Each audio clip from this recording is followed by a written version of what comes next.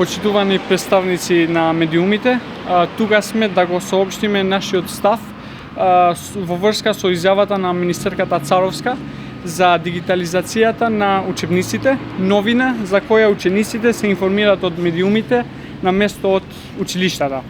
Ова е чуден и неприфатлив пристап за нас, бидејќи Министерството не може да одлучи за сите ученици како ќе учат, без да се консултира со нив.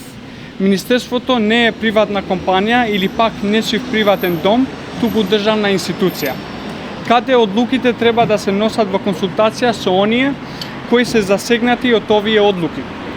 Ние сме дигитално најписмен дел од населението и не сме против дигитализацијата, но цениме дека дигитализацијата е тежок процес за нашата земја. Увидовме за време на онлайн учењето дека многу ученици немаат пристап до дигитална опрема. Значи, кога зборуваме за дигитализација, слушаме нешто апстрактно како дигитализација без дигитални уреди. И ако мислите дека можете да ги дискриминирате учениците, оние што имаат опрема учат, а оние кои немаат пеат, грешите затоа што дискриминација не дозволуваме, затоа постоиме како сојуз. Во продолжение ги имаме нашите ставови сумирани во 4 точки.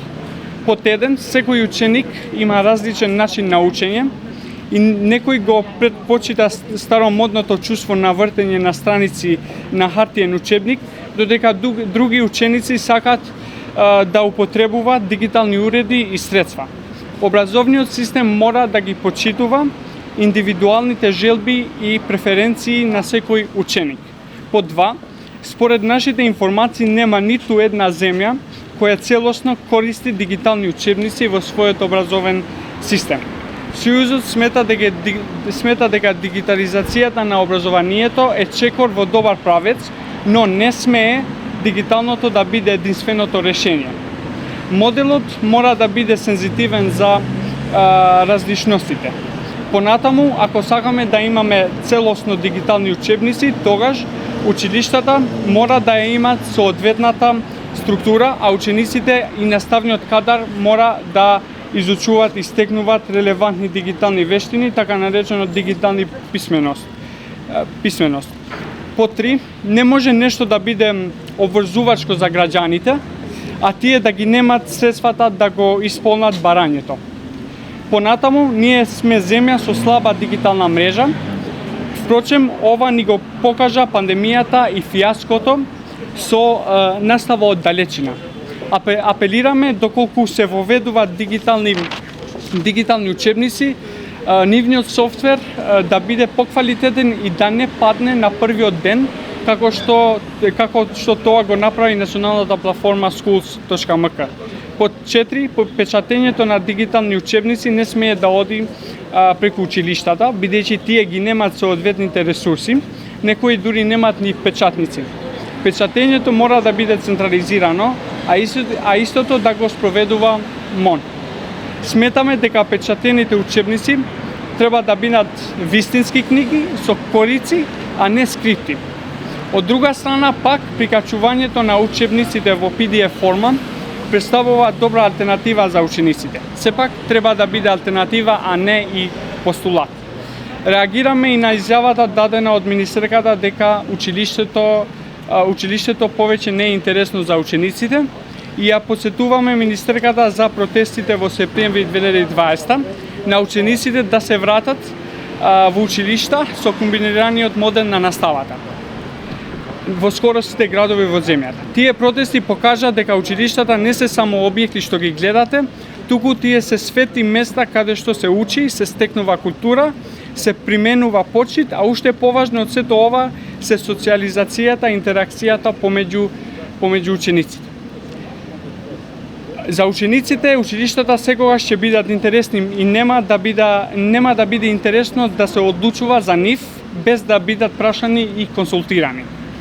Така, изјавата колку и да звучи логична за некого, заклучокот на министерката не е само паушален, туку може да биде и опасен. Остануваме отворени за учество и придонес во создавањето и развивањето и реализацијата на образовната политика во земјата, зашто нудиме и нудивме редовни средби и соработка и со Министерството и со другите надлежни органи. Сојузот на средношколци не е туристичка агенција, ниту спортски клуб. Тој е сојуз создаден од средношколците за средношколците и секогаш ќе биде гласот на средношколците. Затоа мора да го слушате, да го консултирате и да го почитувате. Ви благодарам. Прво сакам да кажам дека процесот на договорот на имплементацијата на спроведување на договорот за државната матура веќе почнува да се имплементира како ние сакаме. Гледавме дека има многу градови што веќе ги споделат банките со прашање, што беше проблем токму поради ова ние пративме предупредување до премиерот и до министерката, и не верувам дека ова е нешто што го направиме поради тоа што имаме некој одреден проблем со министерката. Ние немаме таков ad hominem пристап, се трудиме да бидеме многу конструктивни и со министерката и со другите институции, сакаме со нашите искуства и со нашите експерти што ги имаме во Сојузот, што се експерти во образованието и што работат за Сојузот про боно, да помогнеме за институциите, да му дадаме препораки од тоа што нашите образовни експерти во Сојузот ни дадат како препораки. Бленди, на социјалните мрежи веќе се организираат родители и дел од наставниците, можно и се еден вид на протести, нема да биде тоа масовен протест пред Министерството за образование, меѓутоа дали како Сојуз на средношколци би можеле да им дадете поддршка, дали тоа ќе биде правно, дали ќе биде во делот на нивните барања или да ги поддржите на улица, односно пред училиштата каде што би протестирал? Групата на Facebook има многу членови, над 60 се надевам, и мислам дека ние треба да ги дискутираме овие барања и со нив и да гледаме што е нешто заеднички и од професорите и од учениците и исто така и од родителите. Нешто што знам од искуството што го имаме заедно со државната матура, знаеме дека по Facebook не се решаваат проблемите. Треба да бидеме активни, да даваме конкретни предлози како и што мислиме да се направи во однос на дигитализација на учебниците.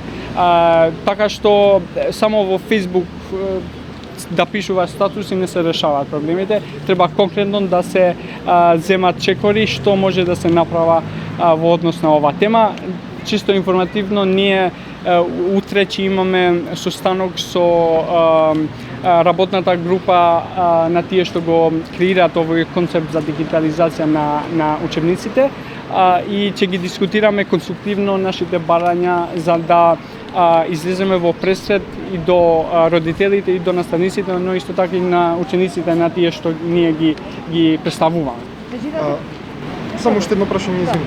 Рековте и во самата изјава ниту една држава нема целосно дигитализиран образовен систем, предпоставувам сте истражувале повеќе модели. Кој според вас е најприфатлив за учениците па и за родителите?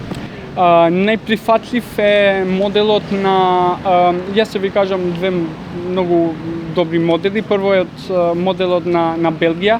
Тие имат модел каде што ученикот или средношколецот има право да избере дали сака да учи со печатени учебници или дали сака да учи со дигитални учебници.